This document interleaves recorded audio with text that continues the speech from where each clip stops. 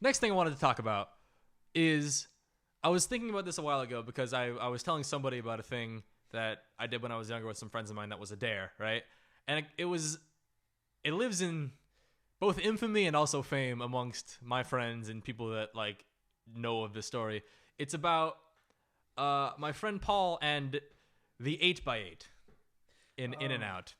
Now, Andy hasn't heard the story, and I was going to tell it for his benefit, but he's not here, so I'm telling you anyway, Brayden.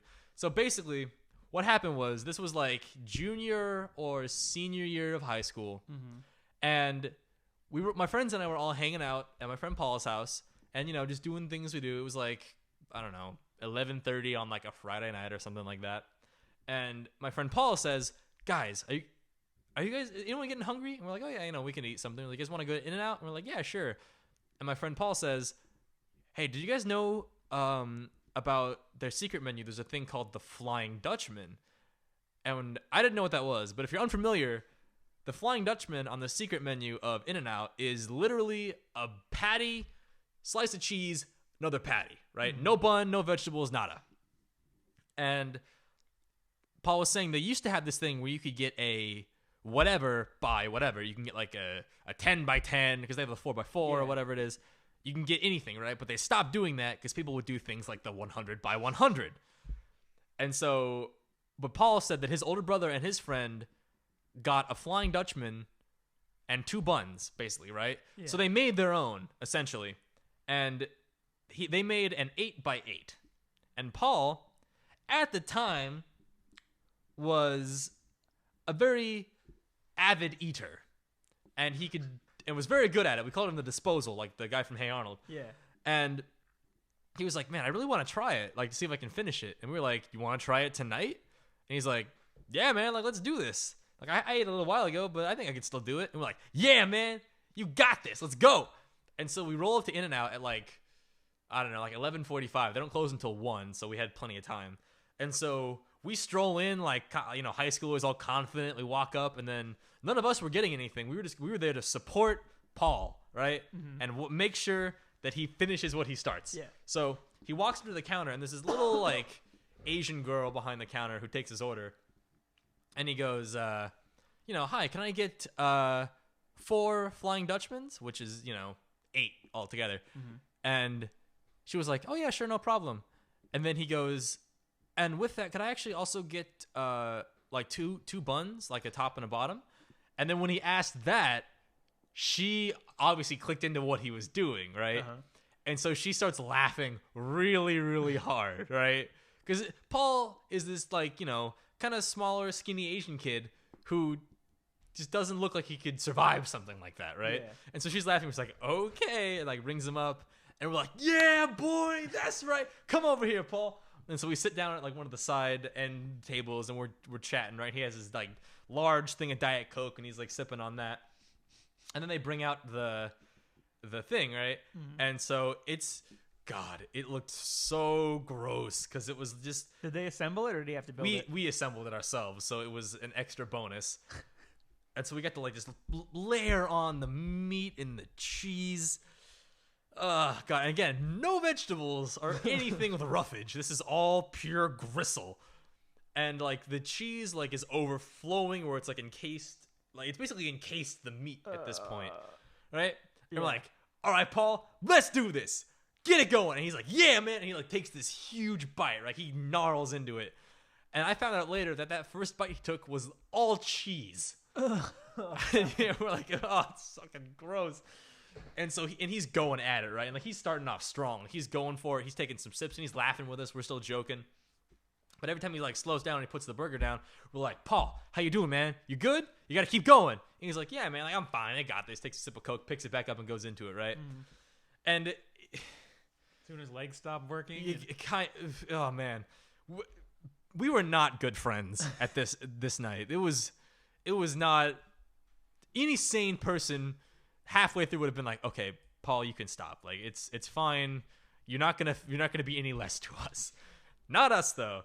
So for scale, this burger looked to be about the size of like his head, like tall, right? Jesus. And it was big. And so he gets about halfway through, and we notice him start to slow down significantly, right? Like, instead of just biting into it, chew, swallow, he would bite into it and start to chew it for, like, a lot longer, right? And we're like, Paul, man, what's up? You giving up? What's wrong with you? His eyes are just kind of like fogging over now. Kind of, right? And he got to a point where he was done with our shit. Like, he would still eat, but, like, he'd bite it and just kind of put it down and, like, scoot down in his chair and, like, take a sip of his drink, and he'd still be chewing. And we're like, he'd be like, you know, grumbling, and like he started to get pale, and like his eyes would just kind of glaze over, and we'd be like, Paul, what's wrong with you, man? And he'd be like, just don't talk, like just don't fucking talk to me right now. And we're like, oh, okay, he's not doing good. So we kind of toned it down. We're still encouraging, but we're no longer like Little John-esque hype man. We're very much like, Paul, man, come on, you got this. Like, this is nothing to you. You've eaten like whole pizzas before, dude. Come on. Mm-hmm. And there was a point where like he was just kind of staring at his burger. It had been like five minutes since he took a bite, and this lasted a while. Like, we got there from like 11:45, and like let's say he got his food at at the latest 12 o'clock. It's like 1 in the morning, 12:45 at this point. So that means this burger has been sitting for that long, so I'm sure it's cold, and the cheese is congealed. Yeah. And like, so he's about like halfway done, and then there's a point where he gets up and he walks outside, and just kind of stands there with his hands on his hips, like, whew. And we're there like, oh God, I don't think Paul's okay, guys. Like, should he keep going? And of course, we were all like, yeah, man, he's got to finish. Like, he's got to finish this through. He is Paul, man. And so he comes back in, and then he goes back into it, and it's a steady decline. Like, now the bites are really small, and the chewing is like 5 minutes each time, and it looks like it's like an endeavor to swallow, right? Mm-hmm. And then this goes on for a little while, and he's at maybe about 3/4 of the way. He has 1/4 left, basically, right? Yeah.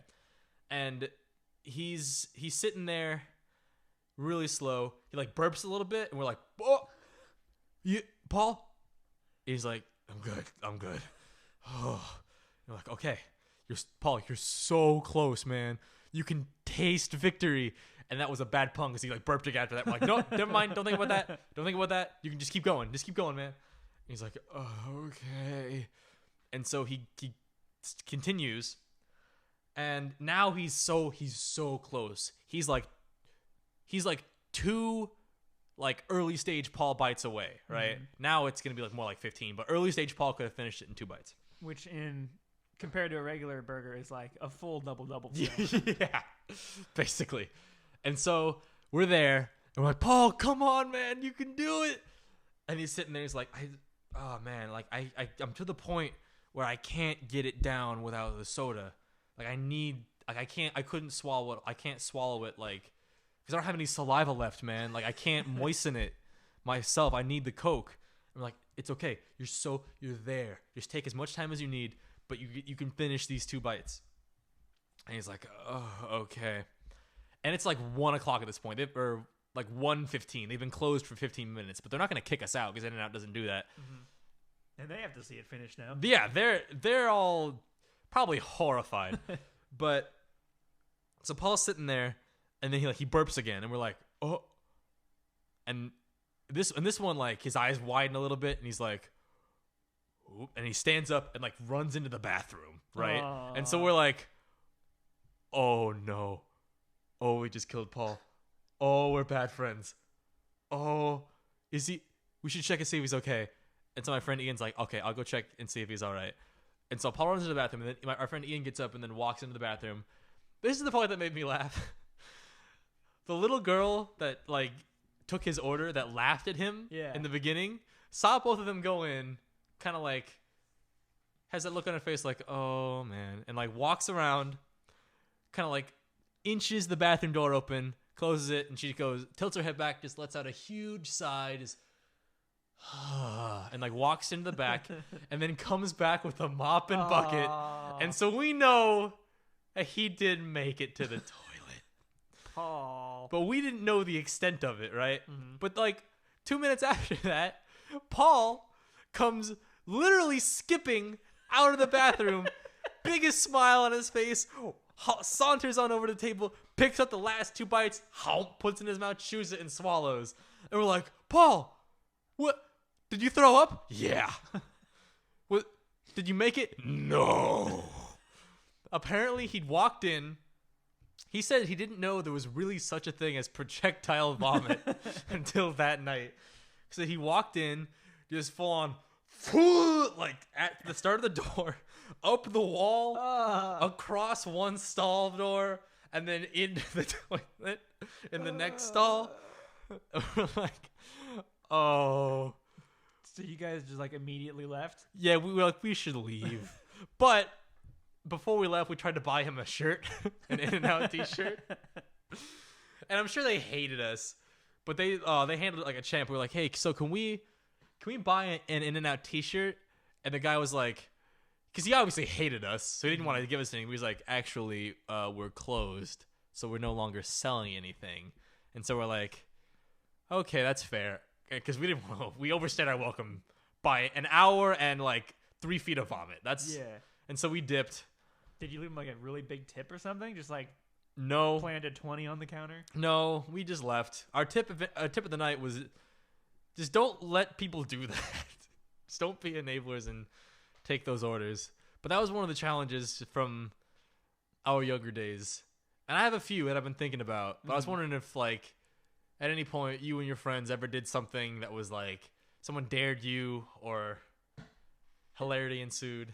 No, we were weird in that we didn't really like dare each other to do anything.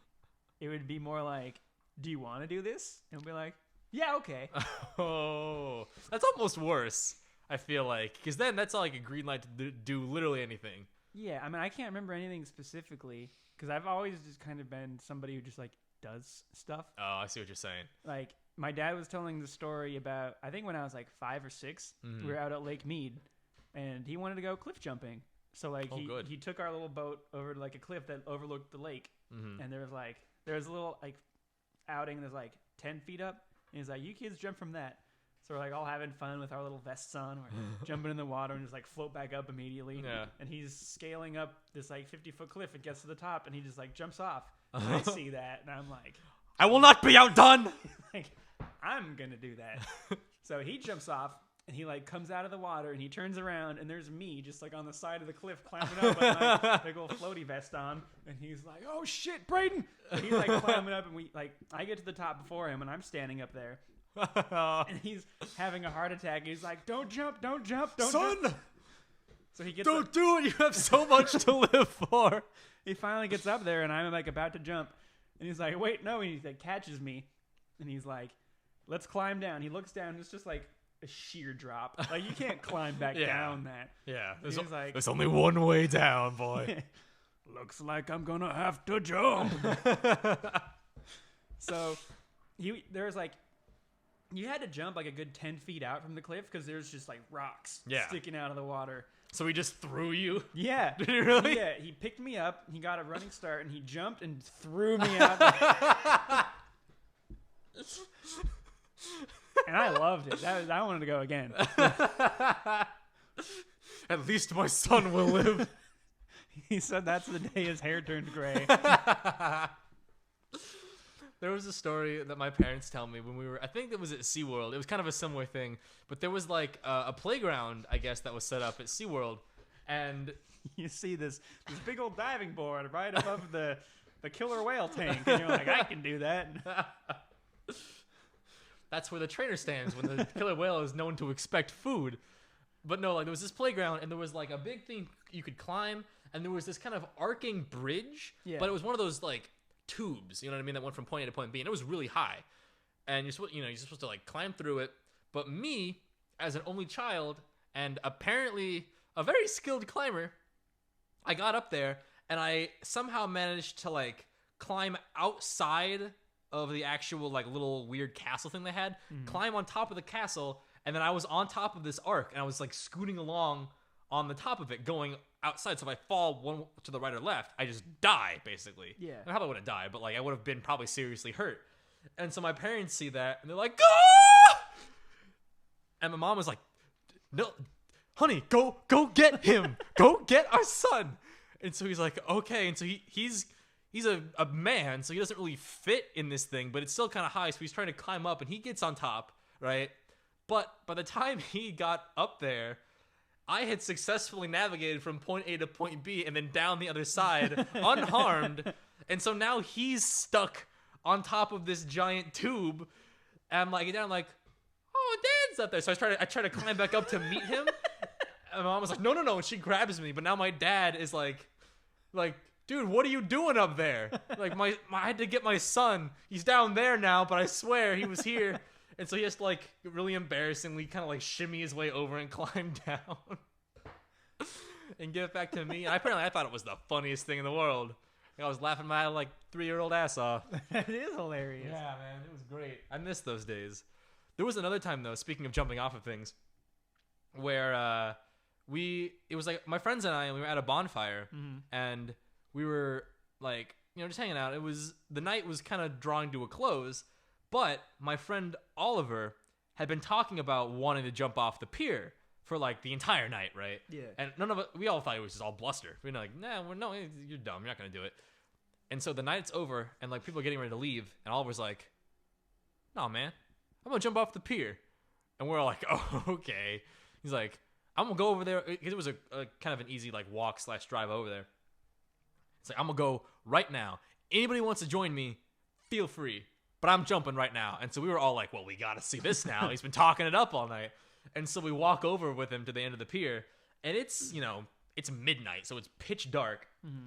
And we're like, Oliver like strips down into his boxers. And he's like kind of gets over the ledge. And he's like, oh man, this is a lot higher than I expected. And, he's being really, really tentative at first. But underneath the pier where we were, there was this little platform you could like climb up on and then walk like up the stairs and then back onto the pier. Yeah. And so my friends and I are like, hold up, Oliver, don't jump yet. We're going to go down there and see, and to make sure there's not like a gate or something preventing you from coming back up. Mm-hmm. So he doesn't have to swim all the way to shore. And so we walk down there and we're like, looking, expecting like, okay, nothing going on down here. And then we call back up to him like, okay, it's good. As soon as it was okay, we just see, boom! It's like zoom past us, and this giant splash. Like, oh, he did it. Oh, Oliver, are you okay, man? He's like, yeah, that was great. And then like, we haul him back up, and he was like, he inspired all of us because everyone was like, oh, now I want to jump off the pier. And so everyone's going one by one, and we all jump off. My friend Gary and I jump together, and it was crazy high, like, or at least it felt like it, you know what I mean? Because like you jump and you feel weightless for a second, and then you hit the water, and I didn't clench like my whole body now, so I've got like a full seawater enema, and it was fun. But the only one who didn't jump at the time was our friend Nathan, and this is where the challenge part comes in. Nathan is a man who does not shy away from anything. Like if you call, he's like Marty McFly, whoever calls him a chicken, right? And he just has to do it. And so we get up there, and everyone who wants to jump has jumped, and we're like all in our towels. Mm-hmm. And Nathan like hasn't jumped yet. He's still in like jeans and a t-shirt and a flannel. And like, Nathan, man, last chance. We're all leaving. Are you gonna jump? And he's like, oh man, nah. Like I'm good. And we're like, okay. And so we start walking back. But I'm in the back row with Nathan, and like our other friends. And I can see, like, the entire walk back, Nathan is looking over the edge of the thing, like, probably regretting not jumping. And this is where, like, Nathan, the man, the myth, the legend, comes in. Because, like, he stops, right? Yeah. And, like, I stop with him, and he's, like, still looking over the edge. And he goes, man, fuck it. And he runs full sprints towards the edge. And there was, like, a railing. But then below the railing, there was this really big, like, just piece of wood. Yeah. So it made basically like a staircase, right? Mm-hmm. And as he's going, he, like, 1-2 steps off the staircase, rips his flannel off, like, midair, and then jumps from off the top of the railing, and then goes, like, 3 feet higher than any of us got because we just sort of stepped off, right? Yeah. And this is all, like, I see it in slow motion. It's like, fuck this. Boom, turn. Boom, boom. Step. Clothes explode off, jumps like midair and then just disappears beyond my sight under the pier. And I hit a splash and I'm like, oh! And then everyone's heads turn around. They're like, did Nathan just jump? I'm like, yeah, man, it was incredible. And so we like all run back over to the thing. We haul Nathan up in his jeans and like his white undershirt, and he like, stands there and is like, huh. All right, yeah, I did it. Let's go home, boys. Dude, that sounds so majestic in like my head. Yeah, it was. I'm picturing it happening in slow motion. Yeah, it basically did. Like, it was one of those things where it, as majestic as you think it happened that way. That's amazing. See, what bugs me is that you and I have a very similar sense of humor, because the entire time you're telling that story, like I was waiting to tell my story, and then you're like, and then I got the saltwater enema. I'm like, God damn it. Because in junior lifeguards, we would do pier jumps like for fun. That was like our reward if we like worked hard for events and stuff. That's a reward? Yeah. That's how they killed pirates, man. So we would all get up on the pier and we'd all get to jump off, and it was cool. Mm-hmm. But like they would teach us proper form, like keep your legs together, like angle them so you don't go straight down. You kind of like shoot back up. Oh, okay. I didn't know that. Yeah, but there was one kid who wasn't paying attention to that part. So everybody's jumping down. We're all having fun. Like we turn around like, yeah, come do it. And then he jumps completely spread like starfish. And he's coming down. 100% wrong. Feet hit the water. Goes in a little bit, and then we hear, woo! And then he's gone. Oh, no. And everybody's freaked out. Like, he goes down to bring him back up, and he comes up, and he's like, I don't want to do that again. Don't make me, coach. I thought it goes down, and he's never seen again. But you told me some things about lifeguards, like, recently. That terrified me. What? The thing where, like, if you're, like, going out to save somebody, like, you have, like, full-on lifeguard permission to drown them if they're, like, being resistant or whatever, or to, like, knock them unconscious and then drag their ass back to shore. You don't want to become a rescue yourself. Like, I know the logic behind it. You don't go out there with, like, a knife to go fight them. But okay, you made it sound like it was a full-on fight for survival, because another thing you were saying is like let's say you're saving somebody near the pier and like a wave is like sort of pushing you towards the pier. Mm-hmm. You were like, oh, yeah, no, you turn their body towards the pillar, that way they smash their faces in. Yeah, well, you don't. No, okay, it's the back. First of all, you cut up their back. Oh, but secondly, you don't hang out. You ruin their spine forever. I'm sorry. You don't hang out under the pier. It's like, one wave's coming and there's not enough time to get out, and we're gonna hit a piling. It's gonna be this guy. So the next lifeguard doesn't have to save two people, because you can still keep doing your job. Again, I understand the rationale, but it's one of those things that I guess I, as a man who's never been in any form, way, or shape a lifeguard, just don't understand. Because my thing with the lifeguards is like, yep, they're there to save you if something bad happens. They are. And I know you are, but I just picture that with a little less potential maiming coming from the lifeguard. Well, that's not the goal when they go out there. I know that it's not the goal, but it's the last resort. I know that it's the... it just sounds like that you have a green light to do that just shook me. I mean... That no other lifeguard would be like, yeah, that was a terrible thing, man. Why would you do that to this poor child? He's got gnarled teeth now because you bashed his face into the coral several times. Like, any lifeguard besides you would be like, no, yeah, that's fine. I broke several children's arms the other day because they couldn't hang on, so I just broke them and tied them around my waist, and I swam them into shore. No, you're making what are you talking about? So casual. No, like, even the other lifeguards are like, I know why you did it. Like, it's fucked up that had to happen, but it's the right fucked up that you did it. Yeah. Because, okay, so if you're out there and you're like under the pier, and this guy's like, he's gonna drown, and you're trying to bring him back in, and then now you get smashed against the pier, he's definitely gonna drown now, and now you might drown too. But if the other way, he gets hurt, but he's alive and he comes back in, yeah, and then you get ice cream. And then he comes and he splits your team up, makes you fight. They find out that his dad was killed by your friend. Then there's the lifeguard civil war. I think I just pictured all lifeguards like that one from like one of the first episodes of SpongeBob where he sees SpongeBob even sort of drowning. He's like, ah! He runs out and he brings it back. He's like, why? Why? What do you have to say, son? And he's so broken up about it that that he has full on tears. I pictured all lifeguards being, I guess, like that. All lifeguards are like 17-year-olds getting paid during the summer to hang out in swim trunks and put that little dollop of Daisy on their noses and wear and have abs and just kind of stand there.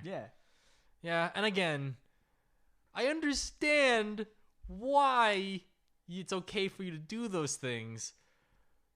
It didn't dawn on me that was even a possibility. Well, it scared me. Well, just don't drown under the pier and you'll be fine. And don't try to drown the lifeguard while he's trying to rescue you and he won't hit you.